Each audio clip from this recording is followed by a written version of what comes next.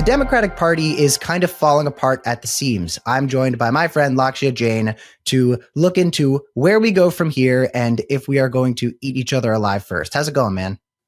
Hey, good to be here, Cam. So I know you from giving takes on Twitter that are kind of moderate centrist, but actually not super cringe and actually seem like somebody who's thinking about what he's saying. And I'm just wondering, like, where do you come from? Like, where does a young and actually intelligent centrist get made? So I'm in California. I actually work in renewables on AI.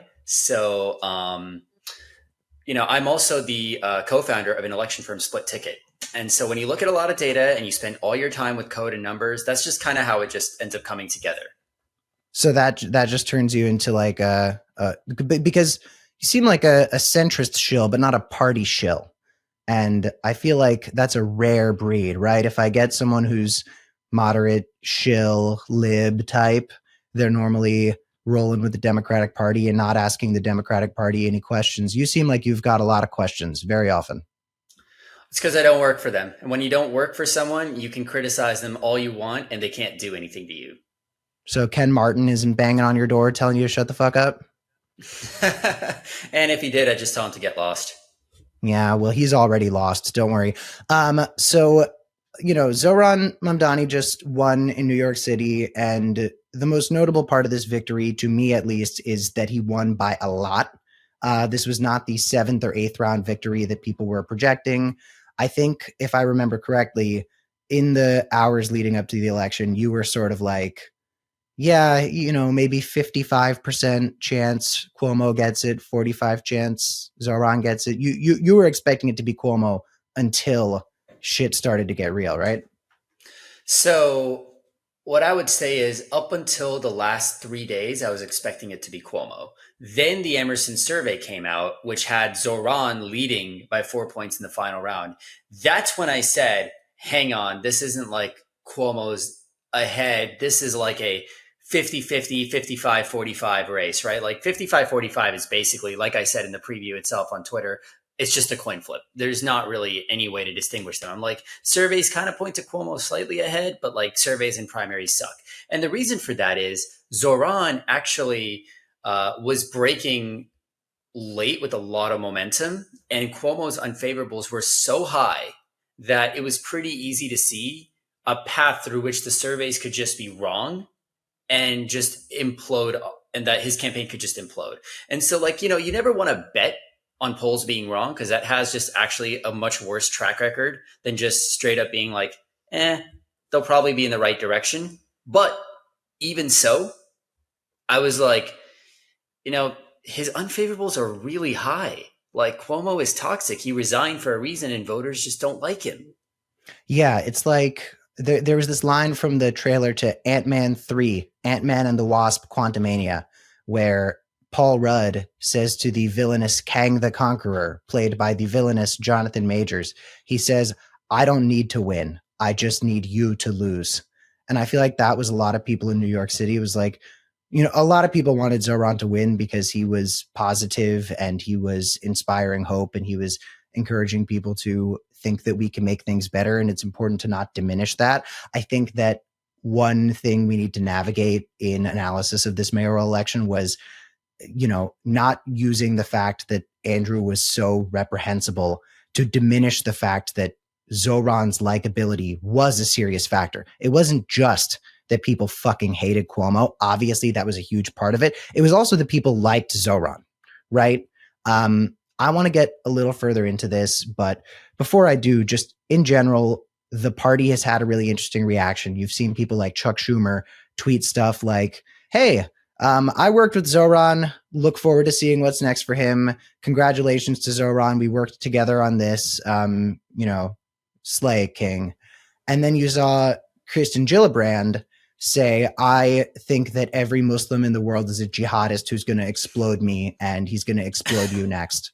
And it was really, really weird that like Chuck Schumer, one of the most powerful Jewish men in the entire world, got behind Zoran and said, yeah, look, congratulations on this big victory. And then fucking Goyim Gillibrand was like, oh my God, you are all going to die at the hands of this 33-year-old who met his wife on Hinge. And in that, I think we have a look into the near future of the Democratic Party as everybody tries to reconcile with the fact that populism is in fact popular. Let's take a look right now at a clip from a town hall of a constituent talking to somebody about the things that people are not very satisfied with the Democratic Party. Democrats in New York here clearly voicing their frustration with Chuck Schumer. We're bringing pillows to a knife fight, and nothing is helping. People on the street are mad. People on the street are passionate, and we're not seeing that from leadership at points. So there are leaders out there that are fighting that fight, and there are leaders out there that are that same old model of let's comply and complain. Actually, I've also got a clip that you sent me of Chuck Schumer stepping up and getting ready to fight. Let's take a look at what Chuck Schumer had to say. I'm going to stand with you in this fight, and we will win. We will win. We will win. We will win. We will win. We will win. What is unclear about this message? We won't rest. We won't rest. We won't rest. Thank you, everybody. Thank you, Leader Schumer. So yeah, there's a lot of stuff with people calling on Schumer to resign and just the gerontocracy in general. But I think that this is something that is about age and also about a bit more than just age. I think the party itself is at an inflection point where the moderates and the progressives are seeing very different results and trying to figure it out. And you were talking to me about a new Democratic Tea Party. Well, can you expand on that?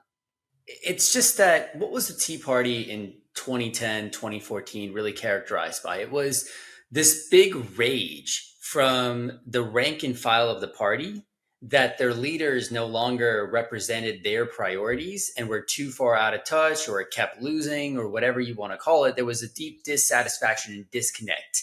And it led to some of the most shocking upsets you can imagine, right? Like in 2014, the House Majority Leader, Eric Cantor, just got primaried by some random professor in Virginia. And this is like the equivalent, back then, that was the equivalent of like, Nancy Pelosi or Steny Hoyer getting primaried by someone who just posts on Blue Sky constantly and says like, organize to victory. Like that's basically what it was. It was just a no-name activist.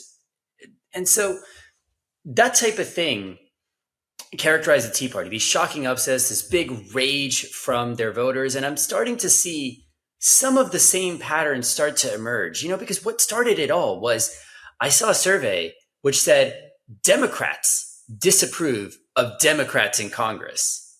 And that might seem weird because it's like you look at that and you're like, well, no shit. Like who would approve of Democrats in Congress? But, in past years, this just wasn't the case. In Trump's first term, Democrats loved Democrats in Congress. They were approving them by 30 plus points. In Biden's first term, Republicans really liked Republicans in Congress.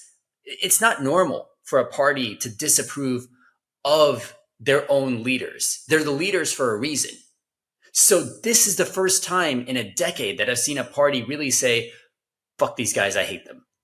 And that just stuck to my mind. Well, so the question then becomes like, is this about the old guard getting knocked out and replacing them with people who are younger and bolder and more dynamic? Or is this a matter of going further left versus veering closer towards the center? Because I was having a conversation last night with my co-host Tim about this, where he was saying like, Zoran can win in a deep blue city like New York, but which young person are the Democrats going to run somewhere where the politics are not reflective of that? And on top of that, like, what about a young, hot, charismatic Ezra Klein running in New York City? Like, could a moderate have won in New York City if they were as compelling just as a person as someone like Zoran is? So if we're seeing a new sort of Tea Party emerge with the Democrats, like what is this about? Is this about people needing to move further to the left and embrace populism? Is this about people just needing to not be a fucking dinosaur with sexual assault allegations? Look, I think There's a bunch of ways you could look at it. The story hasn't played out yet. So we don't know, are Democratic leaders going to actually tack to whatever their base wants as they start getting more scared of primary challenges and start echoing more of what their base is saying to like fight Trump more instead of doing stuff like passing the CR? Or are they just going to say, no, we know what's best for you. That's not best for you. And then the base gets mad and potentially vote some of them out. We don't know yet.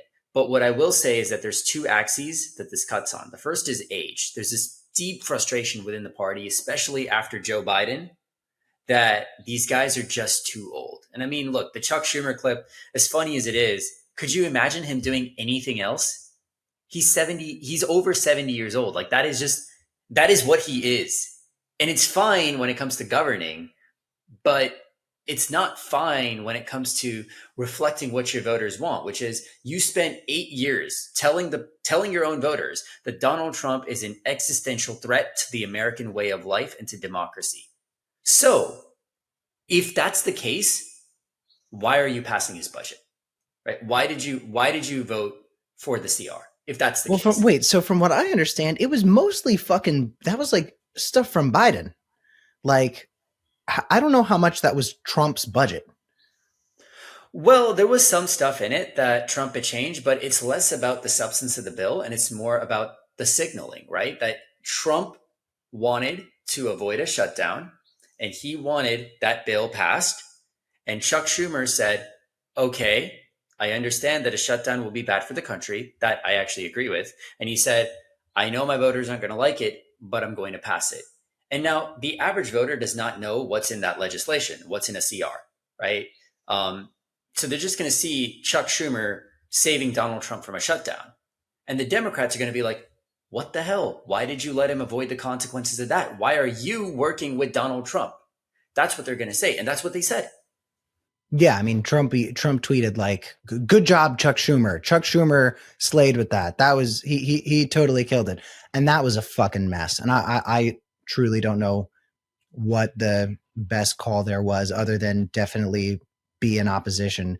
But you know, the party is like scrambling right now because it's just another one of those situations where they see someone being really popular running against their very own establishment. And it's like, what is the rift here going to be? Because with conservatives, you have conservatives and you have MAGA. But the important thing to note is that they teamed up and they won, right? The moderate Republicans capitulated to MAGA, kissed Donald Trump's ring. Even the ones who were fighting against Trump the hardest, the ones who were the most critical of Trump, as far along as they could have got, the holdovers, they all ended up bending the knee. Like 7 of them didn't, and all of them just made the bulwark. So of those who did not join the bulwark, you could talk about the moderate conservatives and everything, but even the conservatives who frame themselves as moderate at this point, they're not moderate. They are with Trump, and Trump is a radical. So with the Democrats, I'm like, how can you not see the Republican Party's victory by just embracing MAGA and running with them? How could you not want to say like, okay, we've got the moderates and we've got the progressives. Why can we not team up on shit? I feel like, especially from the moderate side, you've got politicians wanting to push these people away instead of saying, oh, let's collab. Let's take your popularity and share it. Let's build some sort of coalition. I don't know if I'm just a fucking lefty Looney Tune or if my observation has a little bit of sense in that the moderates are trying to isolate very, very popular politicians in favor of what? Like the middle right? So here's the thing. What makes the moderates in the Democratic Party much more electable than the moderates in the Republican Party? Because I want to point something out to you. When you think of moderates in the Republican Party, who do you think of? You think of like Don Bacon, right? You think of those types of people. And what I will tell you is that the moderates in the Republican Party are bog standard average candidates. Like we spend more time than anyone in this country modeling candidate strength. People like Don Bacon do like 2% better than you would expect, which is not a lot. people like Jared Golden are like 10x more annoying for their party, but Jared Golden does 6, 7, 8% better than expected. Marie Gluesenkamp-Perez didn't even endorse Biden. She was like, screw this. She didn't endorse Harris either. She did 6% better than expected. So the rewards on the Democratic Party for their moderates are much greater, but that's because their moderates are much bigger pains in the neck, right? Because the moderates, by definition, are winning conservative voters. They're winning moderate and conservative voters who aren't necessarily as liberal. And so the calculus here is if they want to preserve that type of performance and win Trump plus 6, Trump plus 7 seats, where the median voter is like, yeah, I voted for Trump type of thing, then you have to be like, okay, they're going to need to take more conservative votes. Because you could go the Don Bacon route, tweet a bunch of nice stuff, and then always go for the bill. But you know what happens when you do that? You also start performing like someone who always votes for the bill. And that's the difference between someone like Jared Golden, who doesn't vote for the bill and who didn't vote with Biden even 90% of the time, and someone like Elaine Luria, who voted with Biden 99% of the time, is coded as a moderate and then loses an election in a swing seat that's not even that red because people are like, she's just the president's hobby horse. So if you're looking at places where Trump overperformed, places where Democrats lost seats that we maybe didn't expect to lose, do you see these places and say, okay, maybe it is important to explore running somebody with populist stances that will perform in a way that potentially Zoran did? Or do you say, no, we need more kind of regular baseline moderates. We just need them to maybe be charming? Okay. So here's the thing. This is where theory and reality conflict. How many people do you know that are charming moderates who have bold, aggressive ideas? Like actually, like none. Like the most charming moderate I can think of is Pete Buttigieg, and Pete Buttigieg can't get one black person to say that they'll vote for him. So other than that, charming moderates, like I guess Gavin Newsom, but I think he's charming the way that like an animated version of the devil is charming. I think he's charming in a way that he would like offer me the bite of a poisoned apple. I don't think he's charming in a way that he's likable. I think he seems like a fucking narcissist. So no, I guess I can think of this invisible charming moderate, but there must be one somewhere, right? Like if we turn over enough rocks. I mean, look, here's the thing. The reason you can't think of a charming moderate is because realistically speaking, the types of quote unquote charming moderates who would win Trump plus 8 seats, that's really difficult to create someone like that who's also, like a populist person that captures the excitement of the Democrats. Because people like what about Beto? What about Beto O'Rourke? He's kind of moderate, right? Oh, hell yeah, we're going to take your AR-15. That's moderate? Okay, other than hell yeah, we're going to take your AR-15. What do you mean other it's not than like that? This dude is spitting Marxist theory. Moderate doesn't mean doesn't spit Marxist theory. Moderate means they're going to be like, yeah, I'm voting for the Lake and Riley Act type of shit. That's moderate. And that's the thing. I don't like that. I don't like the fact that Jared Golden voted for that, but his district does. And so what I would say is that Zoran's campaign has a lot of lessons for moderates in that, number one, if you're going to run in the moderate lane and you don't earnestly believe in the Lake and Riley stuff and the immigration moderation and the whole cultural moderation, what do? You have to capture people's excitement somehow. The number one thing that the electorate cares about is cost of living. That's the only thing they care about. AOC, Bernie 2020, these types of campaigns, everything bageled a lot of liberalism and a lot of left theory. What Zoran did that was different was Zoran focused literally on only one issue. It's cost of living. That's it. Like just cost of living. And so if you want to run like one of those charming liberal people and say like, can they win in this seat? You have to put him in a position where what they talk about is extremely popular. And the only Democratic message that we have that is extremely popular is like one of three things: healthcare, or protect Social Security, or cost of living. Let's try to solve that. And Zoran latched on to cost of living. I mean, if you saw his halal inflation video, for example, that's the type of thing that you could credibly say, hey, let me take a page for that. No one is saying to go and copy these other leftist It's also stances. like people were talking about how they were using that video to talk about him being a commie. And then you watch the video and he's talking about how it's like licensing is why things are too expensive and we need to take the libertarian approach to halal carts. But this is also like another thing about Zoran that was interesting to me was he, towards the end of his campaign, started embracing abundance pill shit.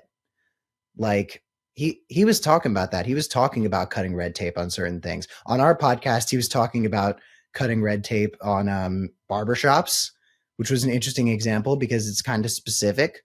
But I could see like, you know, a moderate candidate, depending on where they are, still being a moderate and still not becoming some sort of progressive left-wing voice. But like you said, running on the fact that it costs too much to be alive right now. Maybe that could be our big lesson from Zoran. Maybe not how you propose to fix it, but the fact that you address it in the first place. And you know what this all ties back to is Mr. Fuck, what's his name? We're going to put a picture of him on screen right now. Rupert's going to put a picture. Fuck me. The rent is too damn high. Jimmy McMillan is going to be the Democratic nominee in 2028. He will run for president with newly radicalized leftist Theo Von as his VP. Lakshya, thanks so much for joining me. Everybody, go buy Abundance by Ezra Klein. We'll see you all soon.